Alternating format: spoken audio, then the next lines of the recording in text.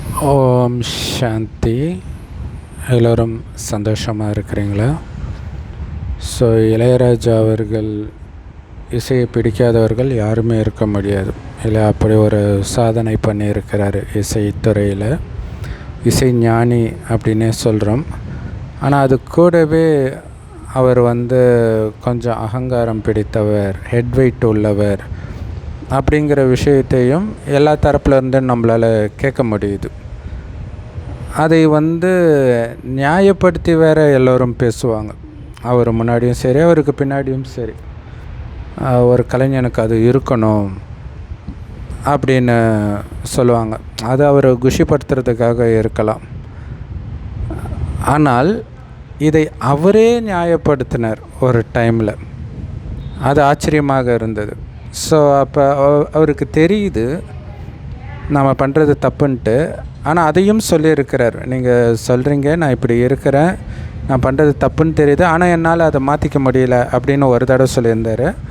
இன்னொரு தடவை என்ன சொல்லியிருந்தாருன்னா, அவருக்கு முன்னாடி ஒரு மியூசிக் டைரக்டர் மற்ற எல்லோரையும் கூப்பிடணும் அப்படின்னா, மற்ற இன்ஸ்ட்ருமெண்ட்ஸ் வாசிக்கிறவங்களெல்லாம் கூப்பிடணும் அப்படின்னா கத்திக்கிட்டே இருக்கணும், 1/4 மணி நேரம் ஆகும், அப்பயும் வரமாட்டாங்க, பேசிக்கிட்டே இருப்பாங்க.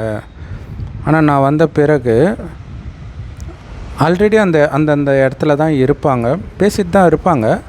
பட் நான் ரூமுக்குள்ளே என்ட்ரு ஆனோடனே அப்படியே சைலண்ட் ஆகிடும் அப்படின்னு சொன்னார். ஸோ அடுத்தது ஒரு நிமிஷம் லேட்டாக வந்தாலும் நான் போயிடு, நாளைக்கு வா அப்படின்னு அனுப்பிச்சிடுவேன் அப்படின்னு அவர் எவ்வளோ ஸ்ட்ரிக்டாக இருந்தார் அப்படிங்கிறத சொல்கிறார். ஆனால் இப்போ பாரதி ராஜா அவர்கள் இறந்ததற்கு இளையராஜா வந்தபோது கூட இங்கே பேசுகிறதுக்கு ஒன்றுமே கிடையாது அப்படின்னு சொன்னார். அப்போ ஒரு நிருபர் ஏதோ கேட்குறாரு, என்ன பேட்டி எடுக்கிறியா, பேட்டி எடுக்கிற இடமா இது என்ன இடம் அப்படின்னு பேசுகிறார். உடனே அவர் அமைதி ஆகிட்டார். ஏன்னா ஏற்கனவே அப்படி ஒரு இமேஜ் இருக்குது, ஒரு ஸ்ட்ரிக்டானவர்ன்ட்டு. அப்படி பேசும்போது அவரும் அமைதி ஆகிட்டார். ஸோ அதுக்கப்புறம் உங்களை மாதிரி தான் எனக்கு பாரதி ராஜா, வேறு எந்த ஸ்பெஷலும் கிடையாது அப்படிங்கிற மாதிரியும் சொல்லியிருந்தார்.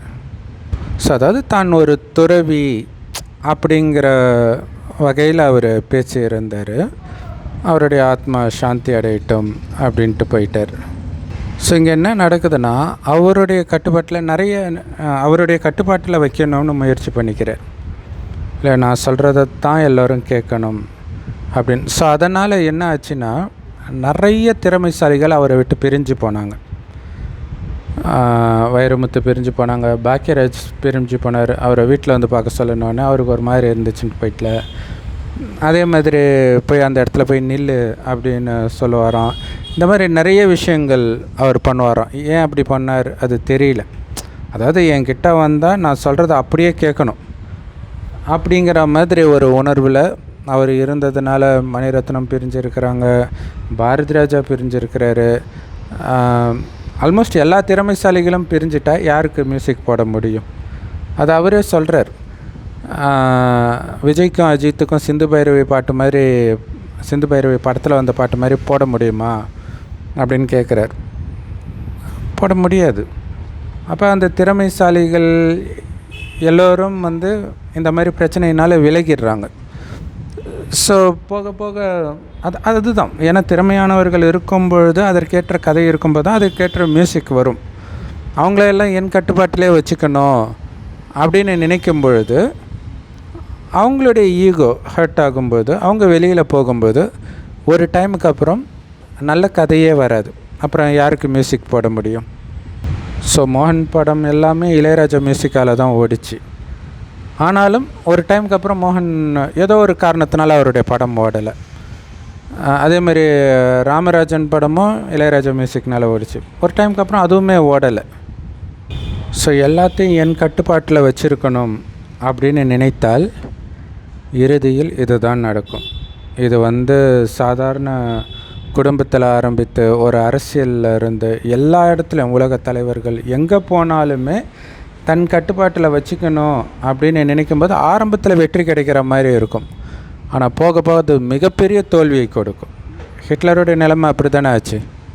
ஸோ இது வந்து மறைமுகமாக தன்னுடைய நண்பன் இளையராஜாவுக்கு தெரிவிக்கணுன்றதுக்காக ஒரு மேடையில் பாரதி ராஜா அவர்கள் வந்து சொல்லியிருக்கிறார், எந்த கலைஞனும் தன் திறமை மீது உரிமை கோர முடியாது, ஏன்னா இதெல்லாம் வந்து இறைவன் பைப்பு திறந்து விடுற மாதிரி, அது சில கலைஞர்கள் மூலமாக திறந்து விடப்படுது, அவ்வளோதான். ஆனால் திறந்து விடுறது இறைவன் அப்படின்னு சொன்னார். அதுக்கப்புறம் அவங்க 2 பேர் பிரிஞ்சிட்டாங்க. அதே மாதிரி இளையராஜா இருக்கிற மேடையில் அவர் சம்மந்தப்பட்ட ஒரு ப்ரோக்ராம்லே மற்றவங்க பேசும்பொழுது அவங்க அன்கம்ஃபர்டபுளாக பேசுகிறாங்கன்றது தெரியும். ஒரு இயல்பாக பேச மாட்டாங்க. அது கமல்ஹாசனாக இருக்கட்டும், ரஜினியாக இருக்கட்டும், பார்த்திபனாக இருக்கட்டும். பார்த்திபன்லாம் கேஷுவலாக எப்படி பேசுவார், ஆனால் இங்கே வந்து ஒரு பதறிட்டு பேசுகிற மாதிரியே இருக்கும். ஸோ இளையராஜா ஒரு துறவின்றத மற்றவர்களும் சொல்லுவாங்க, அவரும் சொல்லுவார். ஆனால் துறவி அப்படின்னா சன்னியாசி, இறைவன்கிட்ட தன்னை அர்ப்பணித்தவர் அப்படின்னு அர்த்தம். ஸோ இறைவன்கிட்ட தன்னை அர்ப்பணித்தவர் எப்படி இருக்கணும் அப்படின்னா, பஸ்ஸில் போகும்போது இந்த மாதிரி ஒரு சன்னியாசி வந்தார். அப்போ ஏதோ ஒன்றுத்துக்காக அவருக்கு செம்ம கோபம் வந்து கத்துறார். கத்தும்போது கண்டக்டர் சொல்கிறார், சாமி நீங்கள் இப்படி டென்ஷன் ஆகலாமா அப்படின்ட்டு போகிறாங்க. அப்போ அந்த சன்னியாசிக்கிட்ட மனிதர்கள் வச்சிருக்கிற இமேஜ் வேறு. அப்போ டென்ஷன் ஆகிறது அதை வந்து உடைக்கிற மாதிரி இருக்குது அப்படிங்கிறத அவர் சொல்கிறார். அப்போவும் அவர் உணரலை. ஏன்னா அந்த சன்னியாசி அப்படிங்கிறது வந்து குணத்தின் மூலமாக தான் வெளிப்படுது. எல்லாத்துலேருந்தும் விலகி இருந்தால் மட்டும் பத்தாது, அந்த குணம்னு இருக்குது. எனக்கு தெரிஞ்சது எம்எஸ் விஸ்வநாதன் அவர்கள்கிட்ட அது இருந்தது கடைசி வரைக்கும். அந்த கண்ணதாசன் அவர்களை விட்டு கொடுக்காமல் பேசுது. அவர் எப்போவோ இறந்துட்டார், அதனால் இவருக்கு எந்த லாபமும் கிடையாது. இருந்தாலும் அண்ணா அண்ணான்ட்டு அப்படியே உருகி பேசினார்.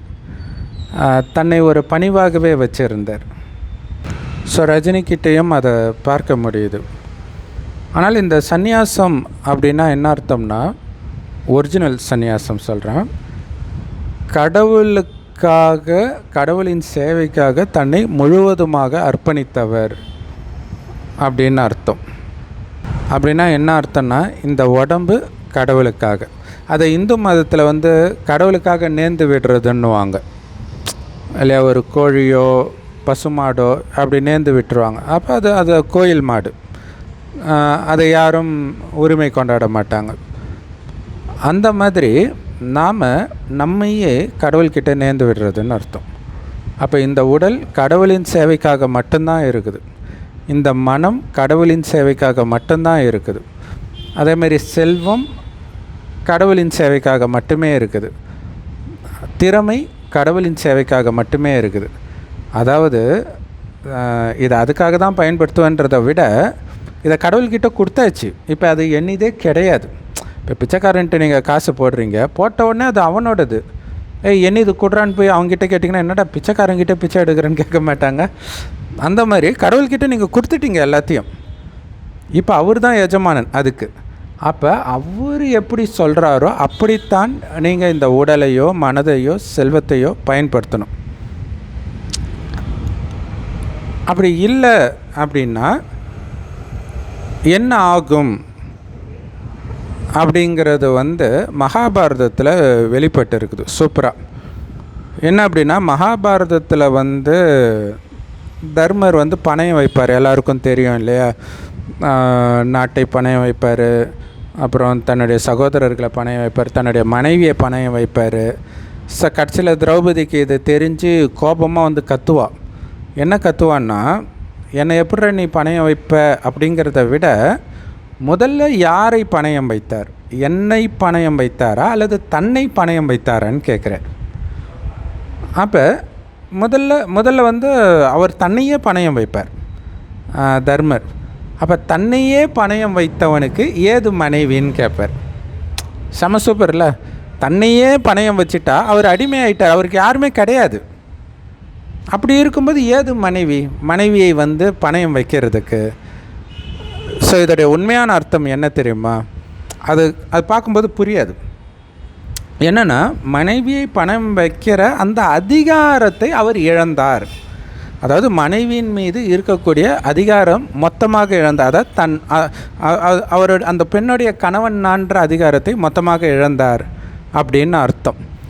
ஸோ அதைத்தான் இறைவன் என்ன சொல்லுவார் அப்படின்னா, அந்த யார் மீதுமே உரிமை செலுத்தாதவர்கள் அவங்க தான் உண்மையான துறவி அப்படின்னு சொல்லுவார். அப்போ ஒருத்தர் நமக்கு பிடிக்காதது செய்கிறாங்கன்னு அவங்களோட நம்ம கோபப்படுறோம் அப்படின்னா கத்துறோம் இல்லையா, அந்த கத்துற உரிமை யாரு மேலே நம்ம செலுத்துவோம்? மனைவி மேலே, குழந்தை மேலே, ஃப்ரெண்டு மேலே. இப்போ ஒரு உரிமை எடுத்துக்கிறீங்க. இப்போ உரிமை எடுத்துக்கிறீங்கனாலே அவங்கள நீங்கள், அதாவது நீங்கள் உங்களை கடவுள்கிட்ட அர்ப்பணிக்கலைன்னு அர்த்தம், முழுசாக அர்ப்பணிக்கலைன்னு அர்த்தம். ஏன்னா உங்களையே அர்ப்பணித்த பிறகு உங்களுக்கு ஏது மனைவி, குழந்தை, ஃப்ரெண்டு இப்படி இருக்குது. அப்படி நீங்கள் யார் மீது அதிகாரத்தை செலுத்தினாலும் உங்களை நீங்கள் இறைவனிடம் அர்ப்பணித்ததில் குறை இருக்கிறது அப்படின்னு சொல்கிறார். அப்போ என்ன பண்ணுறது? நான் நினச்ச மாதிரி நடக்கணுமே, நினச்ச மாதிரி எப்போவுமே நடக்காதே, அதான் நம்ம பிரச்சனை. நினச்ச மாதிரி தான் நடக்கணும்னு நினைத்தால் நிறைய பேர் நம்மளை விட்டு போயிடுவாங்க, தனியாக மாட்டிக்குவோம். அப்போ கடவுள் என்ன சொல்கிறார் அப்படின்னா, அந்த ஒரு பாட்டு கூட வரும் இல்லையா, என்ன தான் நடக்கும் நடக்கட்டுமே, அது மாதிரி அதை ஃப்ரீயாக விட்டுருங்க. உங்களுக்கு ஒன்று தான் உரிமை இருக்கும் உங்கள் மேலே மட்டும். அதுவுமே கடவுள்கிட்ட அர்ப்பணிச்சாச்சு இல்லையா? அப்போ கடவுளின் வழிபடி நான் நடக்கிறேனான்றதில் மட்டும் கவனம் கொடுங்க. மற்றதை பற்றி நீங்கள் கவலைப்படாதீங்க, எல்லாமே கரெக்டாக நடக்கும் அப்படிங்கிறார். ஏன்னா அதை பற்றி நீங்கள் ஏன் கவலைப்படுறீங்க? உங்களுடையவர்கள் கிடையாது, உங்களுடையது கிடையாது. அப்படின்போது எது என்ன ஆனாலும் நீங்கள் கவலைப்பட வேண்டிய அவசியம் கிடையாதுன்றார். அப்போ நான் கடவுளின் வழிபடி நடக்கணுன்றதில் தான் நான் கவனம் கொடுக்கணும். இப்போ கடவுளின் வழிபடி எப்படி நடக்கிறது அப்படின்னா, கடவுளை பற்றி தெரிஞ்சுக்கணும். கடவுள் யாராக இருக்கிறார், எப்படி இருக்கிறார்னு முதல்ல தெரிஞ்சுக்கணும். அதை கடவுள்கிட்ட இருந்து தான் தெரிஞ்சுக்க முடியும். ஏன்னா மனிதர்கள் யாருக்கும் கடவுளை பற்றி தெரியாது. அந்த கடவுளே வந்தால் தான் சொல்ல முடியும். அவர் வரார். கலியுகத்தின் கடைசியின் ஒரு வருடம் ஒரு வயோதிகர் உடலுக்குள்ளே பிரவேசமாகிறார். அது வரைக்கும் அவர் எங்கே இருந்தார்னா, இந்த செம்பொன் நிறமான ஒளி உலகத்தில் இருந்தார். இதை தான் பரந்தாமம் அல்லது பரலோகம்னு சொல்கிறோம். அந்த கடவுளைத்தான் சிவன், பரமபிதா, அல்லாஹ் அப்படிலாம் சொல்கிறோம். கடவுள் ஒருத்தர் தான். ஸோ அவர் ஒரு வயோதிகர் உடலில் சொல்கிறாரு, நான் செம்பொன் நிறமான ஒளி உலகத்தில் நட்சத்திரம் மாதிரி கண்ணுக்கு தெரியாத நுட்பமான ஒளிப்புள்ளியாக இருக்கிறேன். நான் மட்டும் இல்லை, நீங்கள் கூட இந்த உடலில் வருவதற்கு முன்பு அங்கு சின்ன புள்ளி மாதிரி தான் இருந்தீங்க, நட்சத்திரம் மாதிரி தான் இருந்தீங்க. அப்புறம் இந்த உடலில் வரும்போது புருவ மத்தியில் ஆத்மா உட்காரும். ஸோ அதனால தான் இங்கே பொட்டு வைக்கிறாங்க. அதாவது உயிரை தான் ஆத்மான்னு சொல்கிறோம். அந்த ஆத்மா தான் கண் வழியாக பார்க்குது, வாய் வழியாக பேசுது, அனைத்து வேலையும் செய்யுது. முதல்ல இந்த பூமிக்கு வரும்போது இந்த பூமி சொர்க்கமாக இருக்கும், தூய்மையாக இருக்கும். அங்கே இருந்த மனிதர்களும் அனைத்து ஜீவராசிகளும் அவ்வளோ தூய்மையாக இருப்பாங்க. அதனால தான் சிங்கமும் பசும் ஒன்றா தண்ணி குடிச்சது அப்படின்னு பைபிளில் கூட இருக்கும். அப்போ மனிதர்கள் எப்படி இருந்திருப்பாங்க யோசிச்சு பாருங்கள். அவங்களுக்குள்ள காமம், கோபம், பற்று, பேராசை, அகங்காரம்னா என்னன்னே தெரியாது. பச்சை குழந்தைங்க மாதிரி பரிசுத்தமாக இருந்தாங்க. அதுக்கு காரணம் தங்களை ஆத்மான்னு உணர்ந்தாங்க இல்லையா? கண் வழியாக பார்க்குறது, வாய் வழியாக பேசுகிறது அனைத்தும் ஆத்மா தான், உடம்பு கிடையாதுன்ற அந்த உணர்வில் தெளிவாக இருந்ததனால் ஒருவரை ஒருவர் ஆத்மாவாக பார்த்து தான் பழகினார்கள். அதனால் ஆண்களும் பெண்களும் அவ்வளோ அழகாக இருந்தும் ஒருவரை ஒருவர் பார்த்து சின்ன சலனம் கூட ஆகலை. உடலை பார்த்தா தானே சலனமாக, கண்ணுக்கு தெரியாத அந்த ஆத்மாவில் தான் அவர்களுடைய கவனம் இருந்தது முதல் 2500 வருடம். அதனால தான் மனிதர்களுக்கு துக்கத்தை கொடுக்கக்கூடிய காமமோ, கோபமோ, பற்று, பேராசை, அகங்காரமோ அங்கே கொஞ்சம் கூட கிடையாது, யாருக்கிட்டையுமே கிடையாது. ஆனால் 2500 வருடம் கழிச்சு என்ன ஆகுதுன்னா, ஆத்மான்றதை மறந்து உடம்புன்னு நினைக்க ஆரம்பிக்கிறாங்க. அப்போ தான் காமம், கோபம், பற்று, பேராசை, அகங்காரம் இதெல்லாம் எட்டி பார்க்குது, கொஞ்சம் கொஞ்சமாக அதிகரிக்குது. கலியுகத்தின் இறுதியில் இது உச்சத்துக்கு வருது. அந்த நேரத்தில் தான் இறைவன் அதை அழிச்சிடுங்க. காமம், கோபம், பற்று, பேராசை, அகங்காரம் இந்த 5 விகாரம் ஆணிடமும் இதே 5 விகாரம் பெண்ணிடம் உள்ள இணைந்த ரூபம்தான் 10 தலை ராவணன். அவனை அழிச்சிடுங்க. அழிக்கிறதுக்கு என்ன பண்ணணும்? ரொம்ப சிம்பிள். உடம்புன்றதை மறந்து மறுபடியும் ஆத்மான்ற உணர்வில் நிலை பெறுங்கள். அதற்கான சக்தி எங்கே போகிறது? சிவ பரமாத்மாவோடு புத்தியை இணைத்திடுங்கள். நானும் ஜோதி, என்னுடைய அப்பா சிவபெருமானும் ஜோதி, 2 ஜோதியும் இணைஞ்சு இருக்கிறோம் இல்லையா? ஒரு ஜோதி, அதாவது ஒரு தீபம் அணைஞ்சிருதுன்னு வச்சுக்கோங்க, ஏதோ ஒரு காரணத்துக்காக. இன்னொரு தீபம் என்ன ஆனாலும் அணையாதுன்னு வச்சுக்கோங்க. அந்த தீபத்தோடு இந்த தீபத்தை வச்சுட்டா எப்போவுமே எரியும். அப்படி அடிக்கடி அணையிற தீபம் தான் ஆத்மா. அதாவது ஆத்மான்ற உணர்வை மறந்துடுறோம். அப்போ சிவபரமாத்மாவோடு நான் இணைஞ்சிருக்கிறேன்ற அந்த உணர்வு இருந்தாலே நான் ஆத்மான்ற உணர்வும் நிரந்தரமாக இருக்கும். அப்படி யார் ஆத்ம உணர்வில் நிலை பெறுகிறார்களோ அவர்கள்தான் 100% தூய்மையாகி தூய்மையான உலகமாகிய சத்தியுகத்தில் சொர்க்கத்தில் மீண்டும் ஜென்மம் எடுப்பார்கள் அப்படின்னு இறைவன் சொல்கிறார். அதுக்கு தடையாக அப்படின்னா என்ன அர்த்தம்? இறைவன்கிட்ட முழுசாக அர்ப்பணிக்கிறோம் நம்மளை. ஆத்மான்ற உணர்வை தவிர எந்த உணர்வும் இல்லை, உடல்ன்ற உணர்வே இல்லை. அப்படி இருக்குதான்னு செக் பண்ணுறது எப்படின்னா, இந்த மாதிரி பிரச்சனைகள் வரும்போது அதிகாரம் செலுத்துவீங்க. அப்படி அதிகாரம் செலுத்துனீங்கன்னா இறைவன்கிட்ட உங்களை முழுசாக அர்ப்பணிக்கலை அப்படின்னு அர்த்தம்னு கடவுள் சொல்கிறார். ஸோ இந்த மாதிரி நிறைய விஷயத்தை இறைவன் நேரடியாக பேசிகிட்டு இருக்கிறார் ஒரு வயோதிகர் உடல் மூலமாக. அந்த வயோதிகருக்கு பிரம்மான் பேர் வைக்கிறார். அந்த பிரம்மா வாய் வழியாக இறைவன் கொடுக்குற ஞானம் எல்லா பிரம்மகுமாரிகள் ராஜயோக தியான நிலையத்திலும் முற்றிலும் இலவசமாக கிடைக்குது. யூடியூப் வெப்சைட்ஸ்லேயும் இருக்கும். அதோடைய லிங்க்கெலாம் நம்மளுடைய வாட்ஸ்அப் சேனலில் போஸ்ட் பண்ணுவோம் ரெகுலராக. வாட்ஸ்அப் சேனல் லிங்க் இந்த வீடியோக்கு டிஸ்கிரிப்ஷனில் இருக்க, அவசியம் ஜாயின் பண்ணிக்கோங்க. இல்லாட்டினா பிகே சரவணகுமார் தமிழ் முரளி அப்படின்னு நீங்கள் சர்ச் பண்ணாலே யூடியூப்பில் அது கிடைக்கும். ஸோ அது இறைவன் நேரடியாக கொடுக்குற ஞானம். அதை கேட்க கேட்க நமக்குள்ளே இருக்கக்கூடிய அகங்காரம் எல்லாம் போய் இறைவனை மாதிரியே பரிசுத்தமாக, இறைவனை மாதிரியே அனைவருக்கும் பிரியமானவராக நீங்கள் மாறுவீங்க. அப்படி மாறுறவங்க தான் சொர்க்கத்தில் தேவதையாக மாற முடியும். அவர்களுக்குத்தான் இந்துக்கள் கோயில் கட்டி கும்பிடுறோம். அது வேறு யாரும் இல்லை, நமக்காகத்தான். இருக்கிறதுல மிக அற்புதமான காலம் சாதாரண மனிதன்லேருந்து தேவதையாக மாறிட்டு இருக்கிற இந்த காலகட்டம் தான். இது 5000 வருடத்திற்கு ஒரு முறை மட்டுமே நடக்குது, இறைவன் இந்த பூமிக்கு வர்றது. இப்போ நீங்கள் மிஸ் பண்ணிட்டீங்கன்னா ஒவ்வொரு 5000 வருடத்திலும் மிஸ் பண்ணிவிடுவீங்க. ஏன்னா நடந்தது தான் திரும்ப திரும்ப நடக்கும். ஸோ அதனால் தயவு செய்து இறைவன் வந்துட்டாருன்ற செய்தியை மிஸ் பண்ணிடாதீங்க, அலட்சியப்படுத்தாதீங்க. 5000 வருடத்திற்கு ஒரு முறை தான் இறைவனை நேரடியாக வந்து அவருடைய ஞானத்தை கொடுத்து மனிதனை தேவதையாக மாற்றுறார். மற்றவர்கள்லாம் மதஸ்தாபகர்கள், மதத்தைத்தான் உருவாக்கினார்கள். ஓம் சாந்தி. தேங்க்ஸ் ஃபார் வாட்சிங்.